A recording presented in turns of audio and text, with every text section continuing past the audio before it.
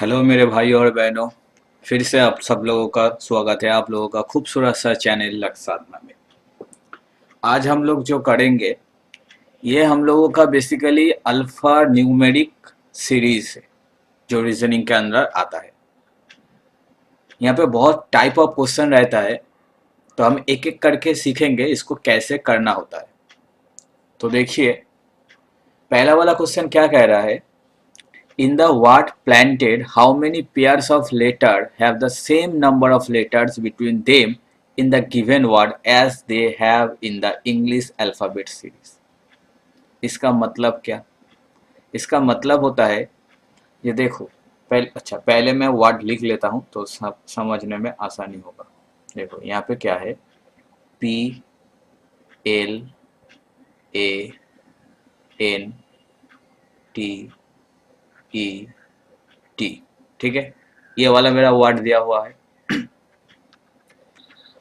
अभी देखो, सपोज यहाँ पे ए है, ए के बाद क्या आता है, बी आता है, यहाँ पे क्या है, एन है, उसके बाद क्या आता है, सी आता है, यहाँ पे क्या है, टी है, उसके बाद क्या आता है, डी आता है, यहाँ पे क्या है, ई है।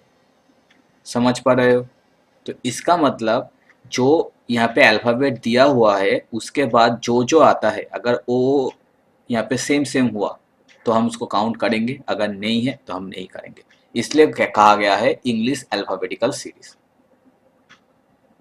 तो हम पी से स्टार्ट करेंगे, और जब भी कोई अल्फ़ाबेट से स्टार्ट करेंगे उसको फॉरवर्ड डायरेक्शन में भी कंसीडर करेंगे, बैकवर्ड डायरेक्शन में कंसीडर करेंगे। तो एक बार में दोनों कैलकुलेशन हो जाएगा। हालांकि यहाँ पे पी या कॉर्नर में इसका एक ही डायरेक्शन होगा, लेकिन एल के लिए दो होगा, इस डायरेक्शन और इस डायरेक्शन। समझ पा रहे हो ना? अभी देखो, पी के बाद क्या आता है, क्यू, यहाँ पे नहीं है, R S T, M N O P Q R S T. तो देखो यहाँ से ये वाला एक मुझको पेयर मिला। पी के बाद क्यू नहीं है, आर नहीं है, एस नहीं है, लेकिन उसके बाद टी होता है और टी यही पोजीशन पे है।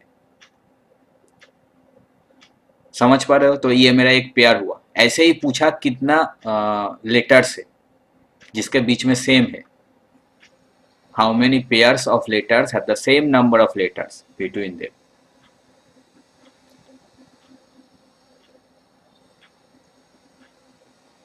इसके बाद यू, इसके बाद भी। तो यहाँ पे तो पी का खत्म हो गया। अभी एल से कंसिडर करेंगे। एल के बाद क्या आता है, एम एन। तो देखो ये मेरा दूसरा पेयर आया, M N O P Q. L के बाद एम, यहाँ इस साइड तो नहीं होगा।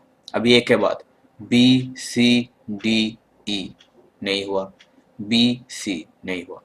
अभी एल के बाद एन। देखो अगर इसके एल के सामने और कोई पेयर आता तो एन के सामने भी आता, क्योंकि एल से एन का डिस्टेंस जितना है उसके बाद जो भी आएगा दोनों के लिए सेम आएगा। लेकिन एल एल एल जब हम करे थे तब एन के बाद और कुछ हमको नहीं मिला, तो एन के इस तरह आप अगर ना भी काउंट करें तब भी चल जाएगा, क्योंकि दोनों चीज सेम है। मतलब एन से मुझको इस तरह काउंट करना है। एन के बाद क्या आता है, ओ पी क्यू। तो यहाँ पे भी नहीं हुआ। अभी सिमिलर से टी, इस तरफ नहीं काउंट करते क्योंकि यहाँ से नहीं आया, अभी इधर से काउंट करना पड़ेगा। इसके बाद क्या आता है, यू वी डब्ल्यू एक्स। तो इसमें भी नहीं हुआ। अभी ई को कंसिडर करेंगे। ई के बाद एफ, तो ई के बाद एफ जी एच आई जे। तो ई भी नहीं हुआ। अभी डी के बाद, डी के बाद देखो मुझको मिल रहा है, डी के बाद ई आता है और यहाँ पे ई है। समझ पा रहे हो? एफ जी एच आई जे। तो यहाँ पे हमको क्या मिला, एक, दो और ये तीन। तो हमारा कितना पेयर हुआ, थ्री पेयर हुआ। लेकिन इसको और एक तरीके से भी करते, वो भी मैं एक बार में ही बता दे रहा हूँ। देखो, A B C D E F G H I J K L M N O P Q R S T U V W X Y Z। ये क्या है? ये मेरा ऑपोजिट वर्ड है। ए का ऑपोजिट जेड होता है।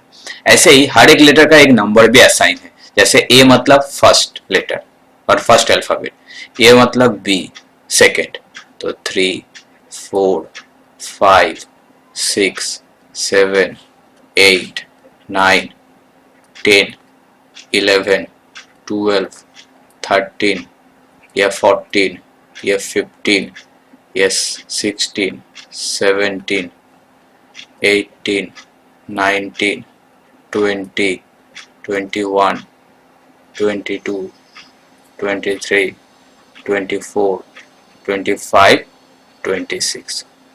अभी तुमको क्या करना है, ये जो लेटर है ना, हर एक लेटर को फिर से यहाँ पे लिख लेते हैं। P L A N T E D। इसका जो पोजीशन वैल्यू है वो सब लिख लेना है इसके नीचे। तो P का वैल्यू कितना है? 16, तो यहाँ पे 16 लिख लिए। L का कितना है? 12, ये 12 ले लिए। A का मेरा कितना है? 1, N का कितना है? 14,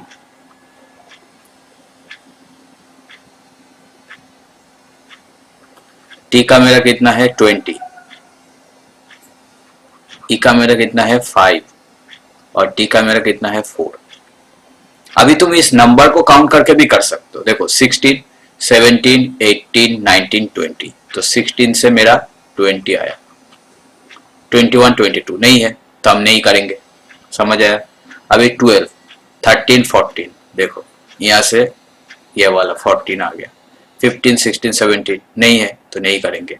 अभी 1 से 2 3 4 5, 1 से 2 3 नहीं आएगा।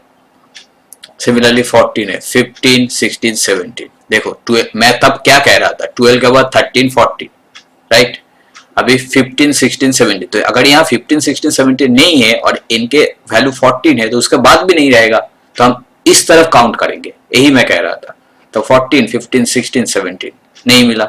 सिमिलरली 20, तो अगर 16 से काउंट करने पे 20 में आके उसके बाद नहीं मिला तो इस तरफ अब भी नहीं मिलेगा, तो इस तरफ काउंट करना है। 20 के बाद 21 22 23 24।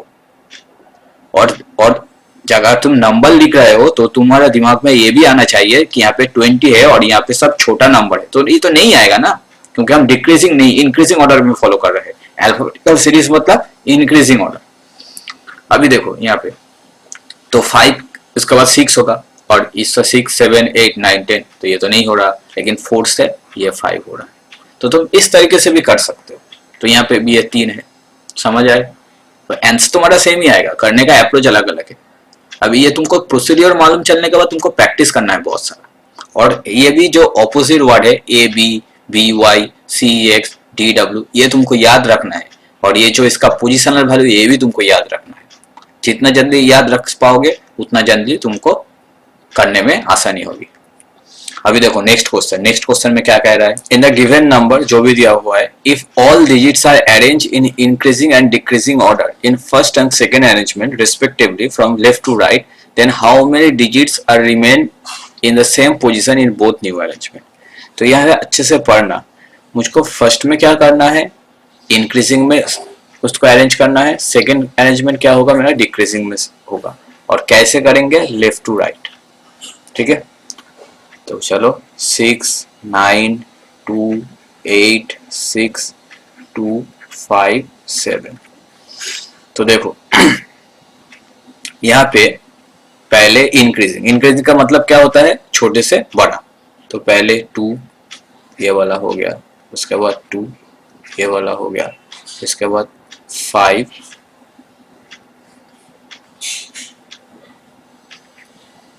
5, इसके बाद 6 6, इसके बाद 7 8 9 7 8 9। अभी इसको ही डिक्रीजिंग में अरेंज करना है, तो इसको घुमा दो, फिर हो जाएगा डिक्रीजिंग में 9 8 7 6 6 5 2 2। अभी जो लोग कर दिए बोलो आंसर कितना आया, कौन सा वाला ऑप्शन यहाँ पे जाएगा। जिन लोगों का 1 आया और कुछ लोगों का शायद 2 आया, जिन लोगों का 1 आया उन लोगों का गलत है। क्यों गलत है? क्योंकि क्वेश्चन को अच्छे से पढ़ो। यहाँ पे दिया हुआ है then how many digits are remain the same position in both new arrangement. जो पहले वाला दिया हुआ है उसके साथ इसको कंपैरिजन नहीं करने बोला, इन दोनों में कंपैरिजन करने को बोला। तो एग्जाम में भी एक छोटी छोटी गलती हो जाती है, तो इसको ध्यान रखना है और देखना है क्या होगा। तो देखो ये सेम है नहीं, सेम है, सेम है नहीं, सेम क्या है, ये वाला, ये एक पेयर और ये एक पेयर, तो 2 नंबर ऐसा है जो सेम है। तो हम लोगों का क्या होगा, हम लोग का ऑप्शन बी यहाँ पे राइट हो गया। समझ आया? अभी नेक्स्ट वाला चलो देखते हैं कैसे होता है। इस वाले क्वेश्चन में क्या कह रहा है, if the vowel in each of the given words is changed to its next letter and each consonant is changed to its previous letter according to the English alphabet series, then in how many words there are repeated letters।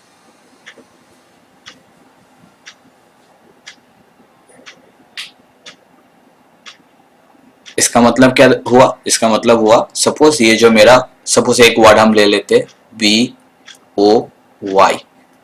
कह रहा है if the vowel in each word, तो यहाँ पे vowel क्या है O, given और change to इस नेक्स्ट लेटर, मतलब इसको चेंज करके इसके नेक्स्ट लेटर में जाना है। तो O का नेक्स्ट लेटर क्या होता है, P होता है। And each consonant is change to is previous letter, तो इसका प्रीवियस लेटर मतलब बी का प्रीवियस लेटर क्या है ए, और वाई का प्रीवियस लेटर क्या है एक्स। तो then how many words there are repeated letters, तो कितने वर्ड मिलेगा जिसमें लेटर रिपीट होगा। तो इसमें क्या रिपीट हो रहा है, नहीं हो रहा है। तो सिमिलरली हम कैट को देख लेते हैं, ए का क्या होता है, बी होता है। सी का प्रीवियस लेटर क्या होता है, बी होता है। टी का क्या होता है, एस होता है। तो देखो यहाँ पे बी रिपीट हो रहा है, तो यही बोल रहा है, मतलब भावेल का नेक्स्ट लेटर लो, कॉन्सोनेंट का पहले वाला लेटर लो और देखो कौन से कितने में रिपीट हो रहा है। उसके बाद रैट होगा, ए का तो मेरा बी हो रहा है, टी का मेरा प्रीवियस लेटर क्या होता है, एस होता है।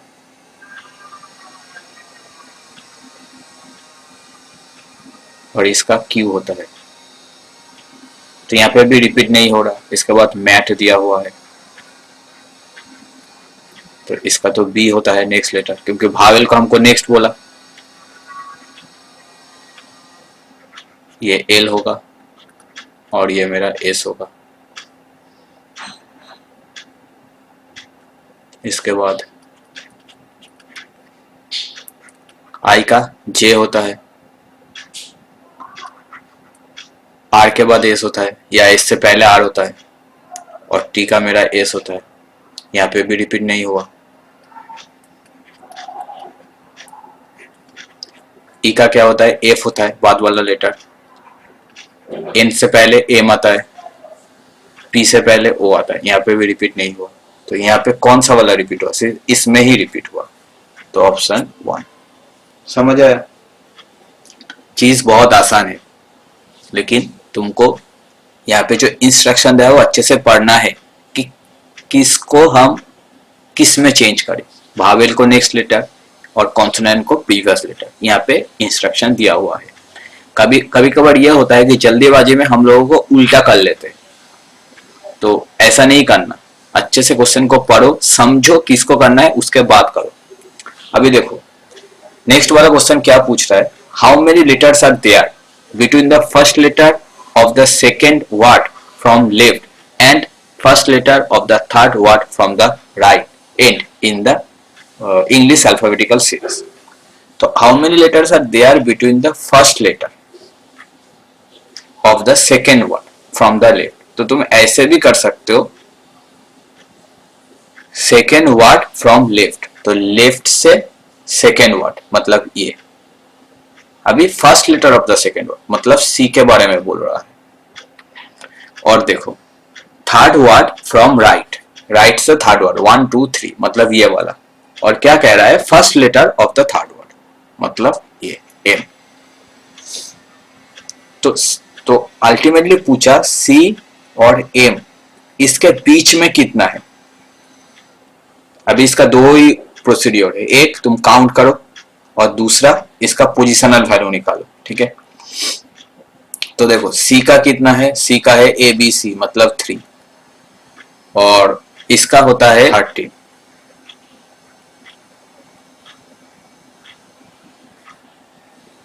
तो इनमें डिफरेंस कितना हुआ, 10 डिफरेंस हुआ, मतलब इसके अंदर 10 नंबर है। ठीक है, अभी तुम काउंट कर लो, सी के बाद T E F G H I J K L 9 हुआ। तो इसका मतलब क्या हुआ, इसका मतलब ये हुआ कि हमें एम को कंसीडर कर लिए थे, तो एक कम होता है तो ये 9 होता है। ठीक है, तो देखो जो भी है, अगर तुम 10 सोच के भी करोगे 9 सोच के, हालांकि 10 गलत है, हमको 9 की करना है, तो यहाँ पे मोर देन नहीं, तो ऑप्शन ये राइट होगा।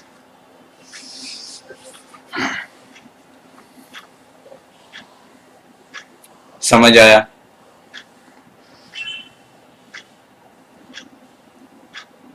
तो तुमको क्या करना है, इस मेथड में पोजिशनल वैल्यू लिखो, डिफरेंस करो और एक माइनस कर दो। देखो यहाँ पे क्या कह रहा है, if the words are arrange according to the English dictionary from left to right then which of the following word is second from the left hand. अभी ये क्वेश्चन पढ़ के सब क्या करेंगे, अरेंज करना स्टार्ट कर देंगे। हम भी करेंगे लेकिन थोड़ा स्मार्ट वे से करेंगे। कैसे, फिर से पढ़ो। If the words are arrange according to the English dictionary from left to right, मतलब हमको कैसे अरेंज करना है, लेफ्ट से राइट में।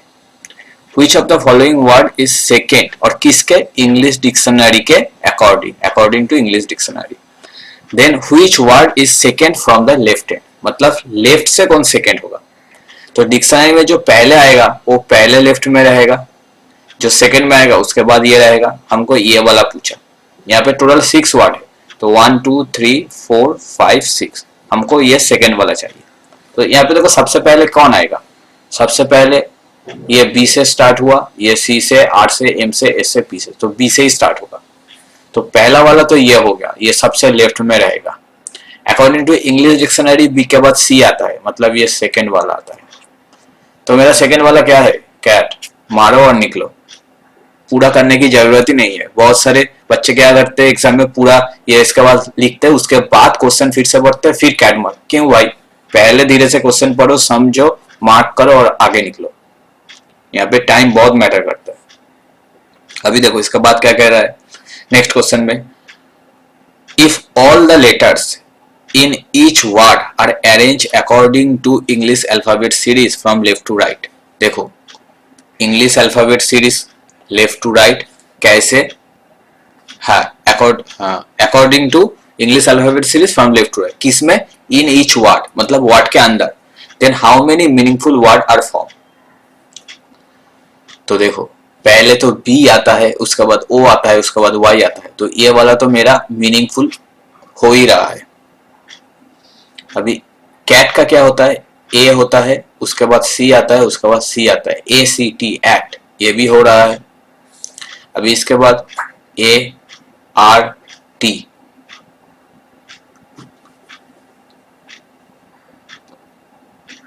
हाँ पहले आर आता है उसके बाद टी आता है, तो ए आर टी आर्ट, तो ये भी हो रहा है। अभी इसके बाद ए एम टी,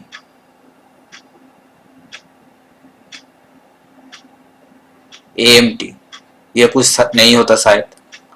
अभी इसको अगर हम समझे तो पहले कौन आता है, पहले आता है I S T, IST,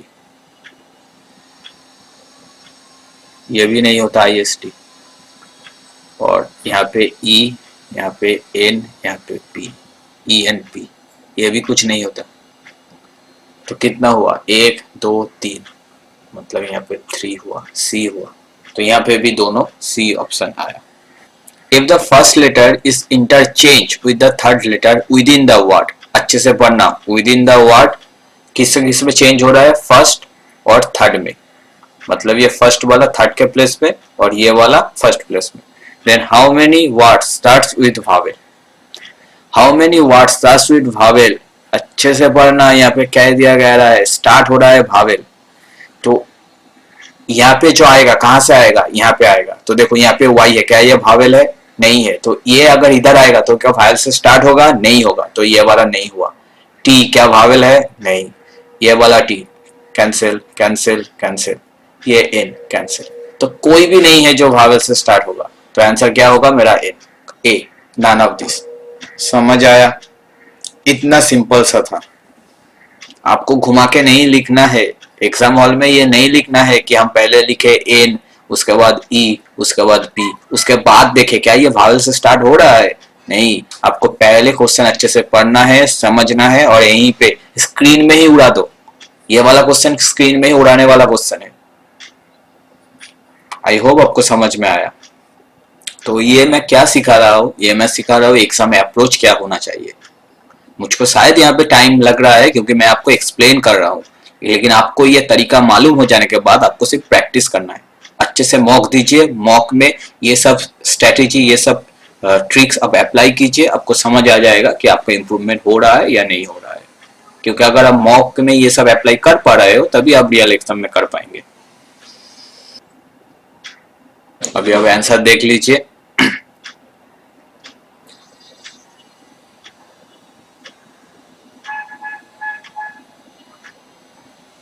thank you.